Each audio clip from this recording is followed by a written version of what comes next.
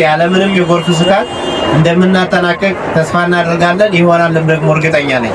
ምርጫውን ሰላማዊ እንዲሆን ያደረጋችሁት እናንተ ናችሁ አይደል? አዎ። ስለዚህ እናንተ ስለሆናችሁ ይሄ የጎርፍ ስጋትም ደግሞ አንድ ችግር ሳያጋጥም እንደምታጠናቀቁ ምርጫው ማሳያ ስለሆነ ሳምንቱ ቅዳሜ የምናካሂደው የጽዳት ዘመቻ ነው ማለት ነው። በዚህም የጽዳት ዘመቻ ቱቦዎችን እንከፍታለን፣ የተዘጉ ዲቾችን በየአካባቢያችን እንከፍታለን።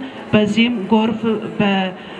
ጎርፍ በመንገዱ እንዲሄድ በማድረግ በደረቅ ቆሻሻ እንዳይዘጋ በማድረግና የጎርፍ አደጋ ስጋት በወረዳችን እንዳይከሰት በማድረግ ይሄንን ኃላፊነታችንን ሁላችንም በየአካባቢያችን የምንወጣ ይሆናል።